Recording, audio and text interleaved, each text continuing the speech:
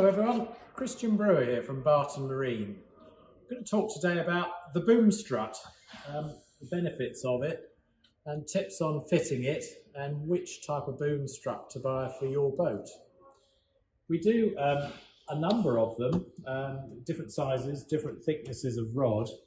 We do one specifically for dinghies under 16 feet, and we also do 5 model sizes for larger yachts, and we can go up to around 40 foot, so from an 18-foot large dinghy dayboat up to 40 foot. And we're often asked, how do I determine which is the best boom strut for my boat? Which model should I have? And this is down to the size of boat and the weight of the boom and the weight of any laser jacks, and maybe you've got a fully button main.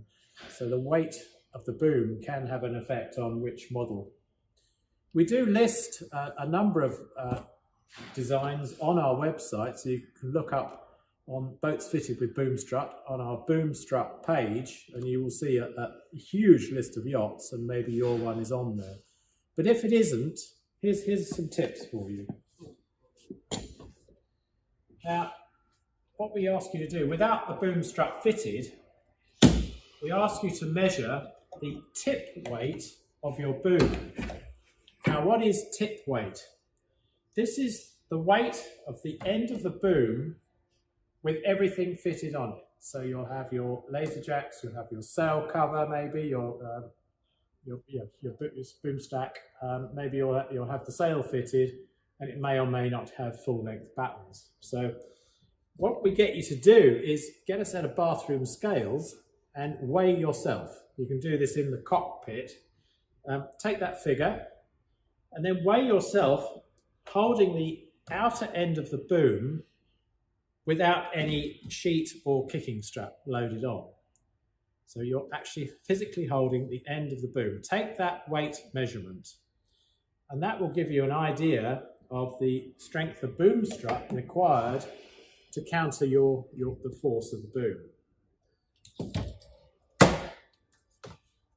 Now on here we've got our model 44020. It's in black. You can have black or silver. And when you get your boom strut, it will come packed thus. It's the white version. Do take a moment to read through the fitting instructions thoroughly. Okay? Make sure you know what you're doing. We'll give you an idea of what you're doing before you start. And it will tell you what tools you require, and I'll talk about the measurements as well. Now, in our instructions and on our web page and in the catalogue, we will talk about a pin-to-pin measurement. And this is the measurement from the pin that goes to the bottom. There's a clevis pin here, and the pin that goes into the boom bracket. That is the pin-to-pin length of the boom strut.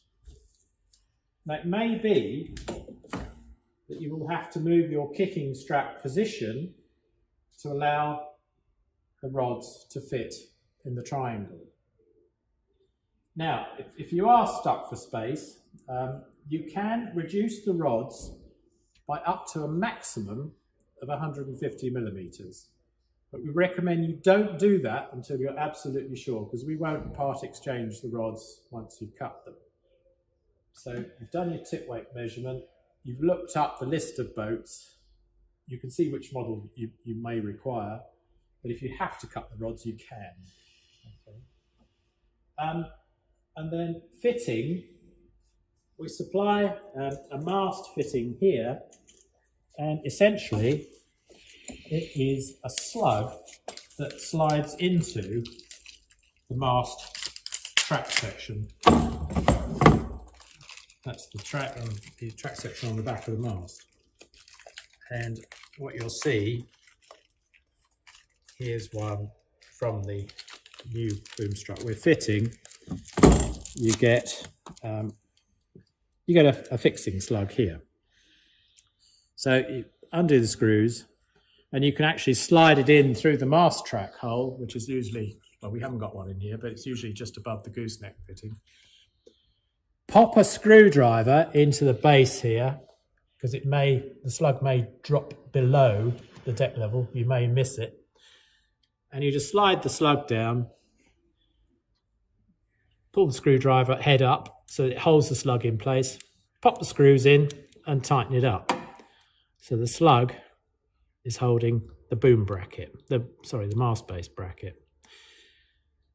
Okay, so that's fitting there. If you can't get the slug in, or for any reason, then you can just drill and tap for the screws into the back of the mast. But use a barrier such as Duralac to stop any corrosion, any reaction there between the two dissimilar metals. And then for the boom fitting, so you've got your mast fitting down as low as you can get it. For the boom fitting,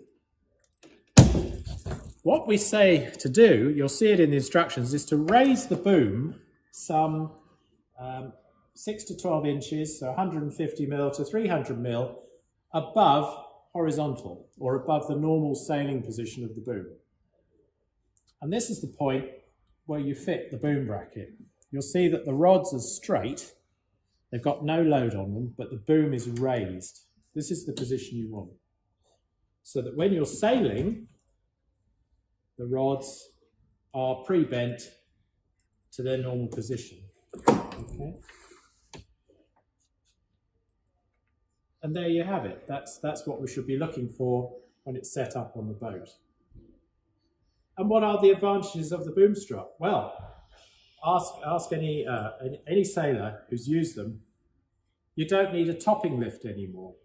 The rods are giving an up force to the boom. The boom will not drop on the deck.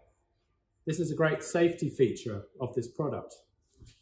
There is only one moving part here. There's no gas ram, nothing to brake. So here we have the system, one moving part, very simple, 2 rods supporting it. Used by solo sailors. The Beneteau Figaro fleet have been using the boom strut for many years, and we couldn't ask for a better endorsement than those brave solo sailors out on their own on the high seas, relying on our Barton Boom Strut when they're reefing.